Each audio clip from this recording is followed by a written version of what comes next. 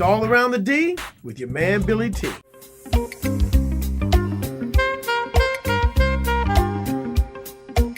All Around the D with your man, Billy T. Today, we're going to check out the WGPR TV62 Museum, downtown Detroit. Let's go inside and take a look around. DJ Zone, that's my name.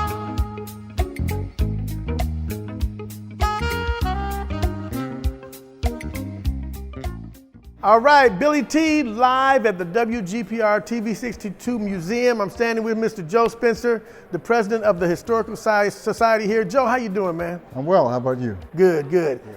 WGPR, the first black television station in the nation, was right here in Detroit. And you have a museum now. Tell us a little bit about the museum and why you built it. Well, WGPR, as you've said, was the very first black-owned and operated television station in the United States. And for that historical fact is the basis of why this museum exists. But there were other things that make it important. It's about the people who helped to make it, you know, the gentlemen who were really giants for their time in terms of the ability to put together the funding, to get the license for the broadcast facility. And when did the license come about? When did we go online here? The station went on the air in September of 1975. 1975. Wow, that was a big deal. The only one in the country. And this gentleman right here, Mr. William V. Banks, was the catalyst for this whole thing. He was the man. Yeah, Dr. Banks, very extraordinary kind of man. He was a minister, he was a lawyer, he was a real estate developer, and he was an organizer. He organized the International Masons here that started in Detroit in 1950. Wow. You know, had over 400,000 members in that across the country.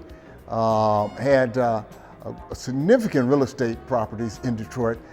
An African-American man who owned a major high-rise building in downtown Detroit in the 60s. And here we are after so many years. Let's take a look around and see some of the other things that took place here at WGPR TV62.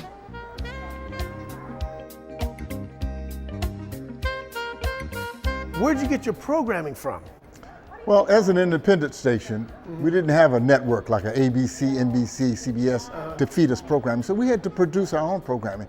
And therefore, that caused us to hire many, many people and produce hours and hours of programming. And here, this board here kind of shows just some of the array of programming. News was very important to us. Entertainment was very important to us. We even had foreign language programs that we put on the air. And this hired hundreds of people that started many, many careers and produced many, many programs. Now, one of the things we did was a dynamic show called The Scene. The Scene, now we're getting somewhere.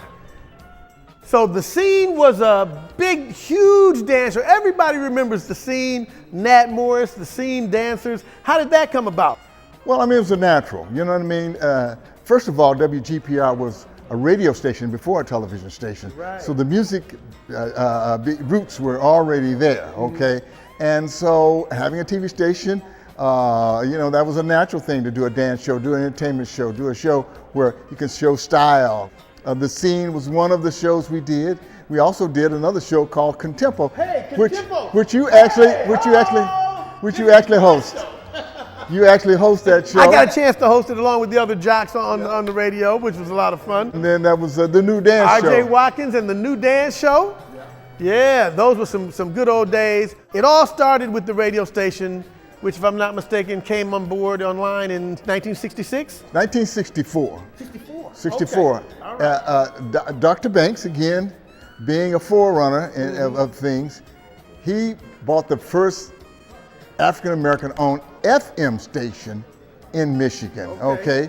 Played a lot of rhythm and blues, a lot of gospel, and eventually became one of the hottest radio stations in Detroit. That's right, but he had the vision to know FM was coming. Yes. Somehow he knew. Absolutely. Yeah, of course, the electrifying Mojo was one of the big names on the station back in the day. Mojo, Foodie, Marvelous Marv, and who is this guy? None other than Billy T. A very young Billy T on the show. This is where I got my start. I had so much fun. I always tell people some of the most fun that I had in radio was right here at WGPR. Yeah. And to be able to come and also do television on the historic TV62, it was a real treat. all around the D, it's your man, Billy T.